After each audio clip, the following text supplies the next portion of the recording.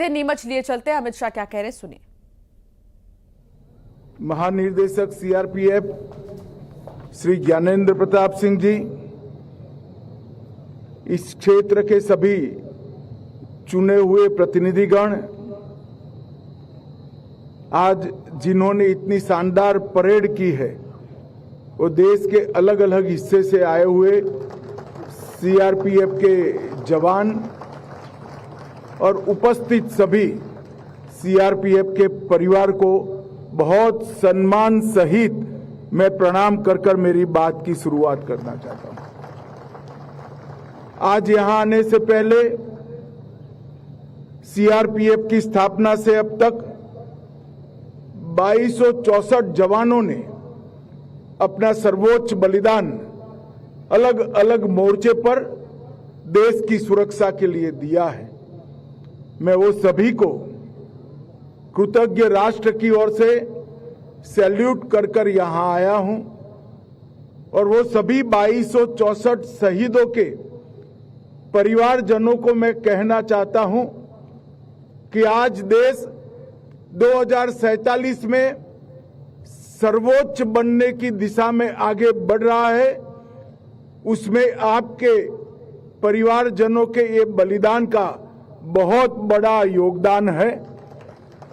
जबकि देश की आजादी की शताब्दी का सुवर्ण ग्रंथ लिखा जाएगा, सबसे पहले ये अमर शहीदों की वीरता की गाथा सुवर्णमयी अक्षरों से लिखी जाएगी, इसका मुझे पूरा विश्वास है। हमेशा सीआरपीएफ ने देश की एकता और अखंडता बनाए रखने के लिए अपना सर्वोच्च बलिदान देने में कोई कसर नहीं छोड़ी और इसीलिए जब भी देश में कहीं अशांति होती है और गृह मंत्री के नाते जब मुझे मालूम पड़ता है कि सीआरपीएफ का जवान वहां मौजूद है, मैं निश्चिंत होकर अपना बाकी काम करता हूं, क्योंकि मुझे भरोसा है कि सीआरपीएफ है तो विजय सीआरपीएफ के जवान की सुनिश्चित। भाइयों और बहनों, मोदी जी के सरकार दूसरी बार बनने के बाद 2019 में हमने निर्णय किया कि सभी सीएपीएफ का स्थापना दिन देश के अलग अलग हिस्सों में मनाया जाएगा। उसी के तहत आज ये वार्षिक परेड नीमच के अंदर मनाई जा रही है और आज यहां पर सीआरपीएफ के कई जवान, कई कार्मिक, उनको उनके उत्कृष्ट प्रदर्शन के लिए अलग अलग प्रकार के अलंकरणों से नवाजा गया है। मैं वो सभी को बहुत बहुत बधाई देना चाहता हूं। मित्रों, सीआरपीएफ का योगदान देश की सुरक्षा से अलग हटकर कोई देख ही नहीं सकता। चाहे कश्मीर की वादियों में आतंकवाद फैलाने वाले, नापाक इरादे रखने वाले आतंकियों के सामने जूझना हो, चाहे पूर्वोत्तर में शांति प्रस्थापित करने के लिए हमेशा तैनात रहना हो, और सबसे बड़ी बात पशुपति टू तिरुपति का एक हौसला रखने वाले दुर्दांत नक्सलियों को आज 4 जिलों में सिमट कर रख देना हो। इस सारे कारनामों में हमारे सीआरपीएफ के जवानों का बहुत बड़ा योगदान है। ढेर सारी पुस्तकें भी इनकी वीरता, इनकी कर्तव्यपरायणता, इनका हौसला और देशभक्ति की गाथा नहीं लिख सकती। इस सीआरपीएफ 1939 में क्राउन रिप्रेजेंटेटिव पुलिस के नाम से इसका गठन किया गया। और मित्रों, मैं आज इस मंच से सीआरपीएफ के हर जवान को एक कहना चाहता हूं कि कभी भी ये मत भूलना कि आपके नए स्वरूप सेंट्रल रिजर्व पुलिस फोर्स की स्थापना और उसका ध्वज देने का काम महान सरदार वल्लभ भाई पटेल ने किया है।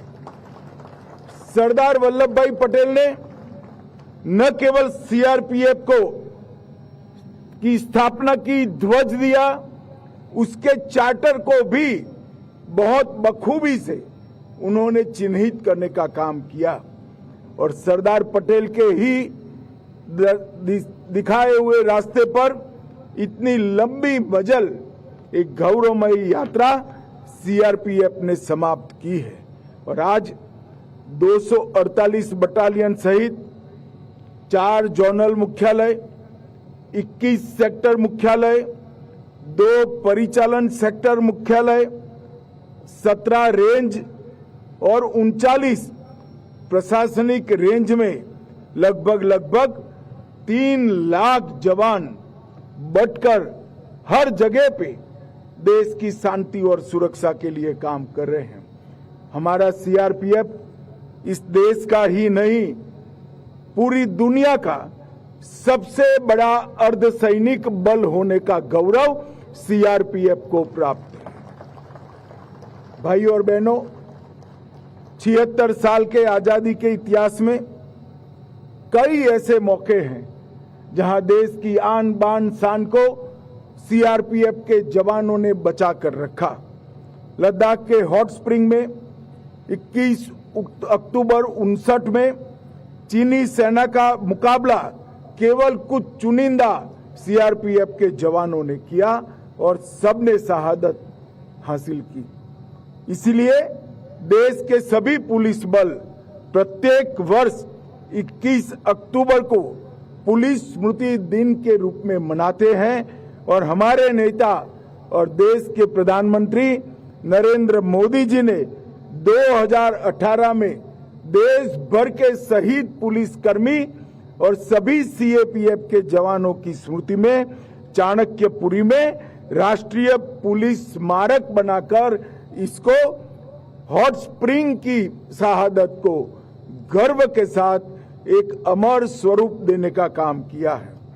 1965 में कच्छ के रण में सरदार पोस्ट पर सीआरपीएफ के जवान तैनात थे।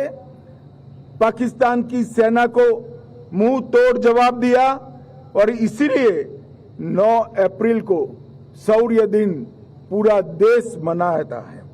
मित्रों, 2001 में हमारे लोकतंत्र की सबसे बड़ी पंचायत संसद भवन पर हमला हुआ, इसको भी नाकाम सीआरपीएफ के जवानों ने किया।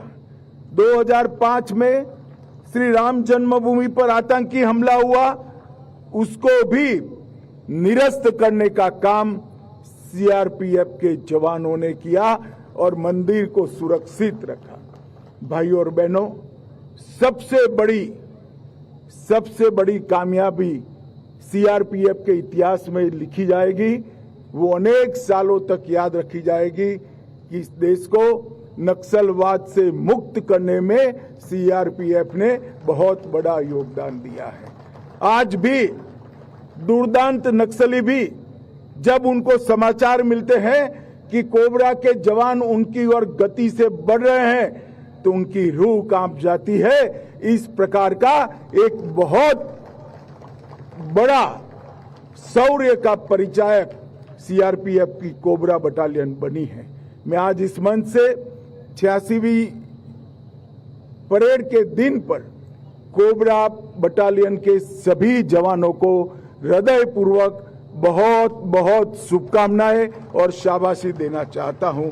आपके नेतृत्व में सीआरपीएफ के बाकी जवानों ने नक्सलवाद को समाप्त करने की दिशा में बहुत बड़ा योगदान दिया है और मैं आज आपको कहकर जाता हूं कि 31 मार्च 2026 इस देश में नक्सलवाद हमेशा के लिए समाप्त हो जाएगा।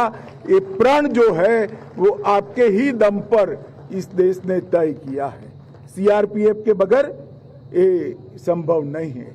धारा 370 हटाने के बाद कश्मीर के अंदर शांति बनाए रखनी हो या हर चुनाव को बहुत अच्छे तरीके से पारित कराना हो, हर जगह सीआरपीएफ के जवानों ने मन देकर सच्चे मन से ड्यूटी निभाने का काम किया है। और मैं एक बात निश्चित कहना चाहता हूं, धारा 370 हटने के बाद जब कश्मीर में विधानसभा के चुनाव हो रहे थे, बहुत सारी आशंकाएं हो रही थी, मगर मुझे गर्व है मेरे सीआरपीएफ और बाकी सुरक्षा बलों के जवानों ने इतनी सुरक्षा सुनिश्चित की कि एक बूथ को भी लूटने नहीं दिया और एक भी जगह गोली भी नहीं चलानी पड़ी। ये बहुत बड़ी उपलब्धि है। सीआरपीएफ ने विगत 5 साल में नक्सल क्षेत्र के अंदर 400 से ज्यादा फॉरवर्ड ऑपरेटिंग बेस स्थापित किए हैं और इसी का कारण है कि 10 साल में नक्सल हिंसा में 70% से ज्यादा कमी आई है और वो अब समाप्ति की ओर हम आगे बढ़ रहे हैं। वसुधैव कुटुंबकम हमारे देश के उपनिषदों का संस्कार है। संयुक्त राष्ट्र मिशनों के साथ श्रीलंका, हैती, कोसावो, लिब्रिया कई जगह पे सीआरपीएफ के जवानों ने संयुक्त राष्ट्र संघ के मिशनों के साथ रहकर शांति प्रस्थापित करने का काम किया है और इसी का कारण है कि अब तक कुल 2708 विभिन्न पदक बल ने प्राप्त किए हैं। वो सभी सीएपीएफ में सबसे ज्यादा पदक अगर किसी को मिले हैं तो मेरे सीआरपीएफ के जवानों, चाहे अमरनाथ जी की यात्रा हो, वैष्णो देवी की यात्रा हो, श्री राम जन्मभूमि की सुरक्षा हो, श्री कृष्ण जन्मभूमि की सुरक्षा हो या कुंभ का, महाकुंभ का अवसर हो, हर जगह सीआरपीएफ ने जवानों ने मुस्तैदी के साथ अपनी उपस्थिति दर्ज की है और कानून और व्यवस्था को बनाए रखने में बहुत बड़ी मदद की है। स्वच्छ भारत, एक भारत श्रेष्ठ भारत, तिरंगा यात्रा, स्वच्छता ही सेवा, एक पेड़ मां के नाम, कई अभियानों को सीआरपीएफ ने एक बहुत अच्छे तरीके से जमीन पर उतारकर ये भी सिद्ध किया है कि हाथ में बंदूक तो है मगर देश की, समाज की हर समस्या के सामने लड़ने के लिए सीएपीएफ हमेशा सजग है।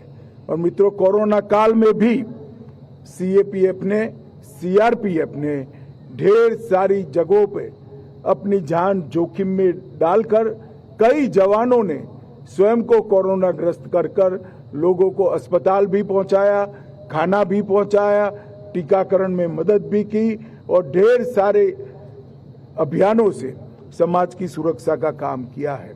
मैं एक और बात के लिए भी सीआरपीएफ को बहुत बहुत बधाई देना चाहता हूं कि विगत 5 साल में हमने तय किया था कि 5 साल में 5 करोड़ पौधों का रोपण सीएपीएफ के सारे बल मिलकर करेंगे।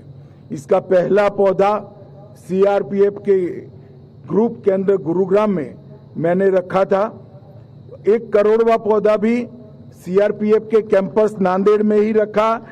4 करोड़वा पौधा भी मैंने यूपी के सीआरपीएफ के कैंप में ही रखा और आज 6 करोड़ से ज्यादा पौधे लगाकर हमने पर्यावरण के प्रति बहुत अच्छी जागरूकता दिखाने का काम किया है।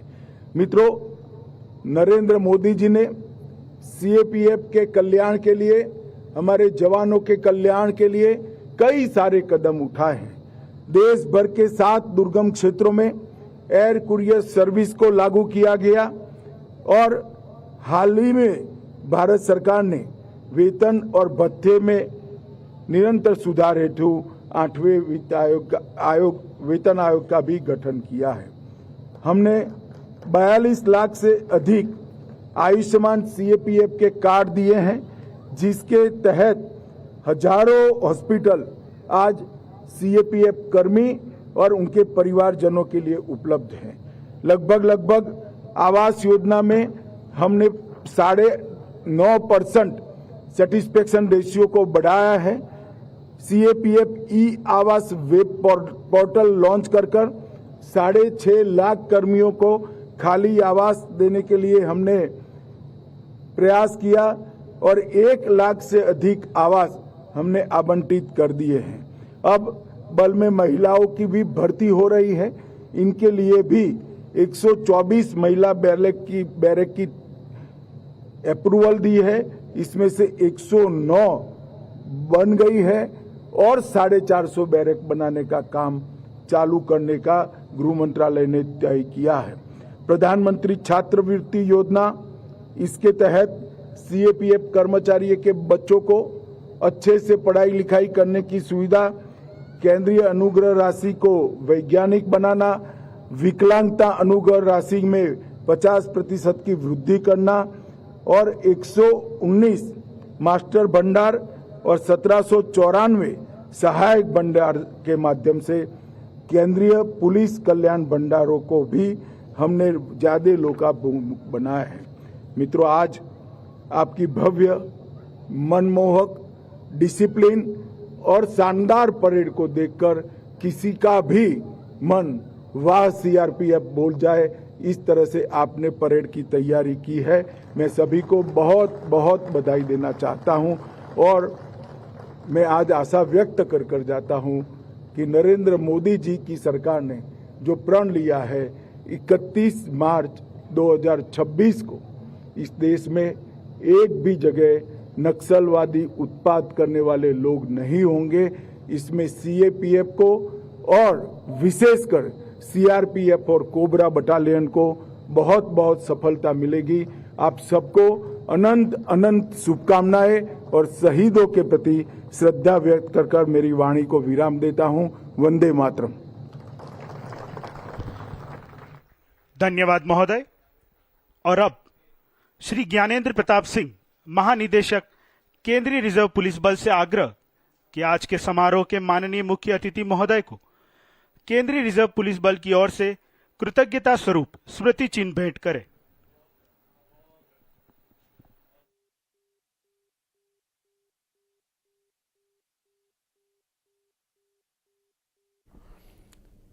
तो प्रतीक चिन्ह और स्मृति चिन्ह और अब मैं श्री प्रदान किए जा रहे हैं देश के महानिदेशक सीआरपीएफ जैसे जो सशस्त्र बल हैं, जिन्होंने देश की कई धरोहरों को आज तक संजोए रखा, कई मौकों पर देश में निष्पक्ष चुनाव कराने के लिए और लगभग हर दिन देश के अलग अलग मोर्चों पर सुरक्षा के लिए ये केंद्रीय रिजर्व पुलिस सीआरपीएफ बल के काम करती है। वार्षिक परेड के अवसर पर पधारे देश के यशस्वी गृह एवं सहकारिता मंत्री माननीय श्री अमित शाह, मध्य प्रदेश के माननीय मुख्यमंत्री श्री मोहन यादव एवं उनके सहयोगी मंत्रीगण, महानिदेशक सीआरपीएफ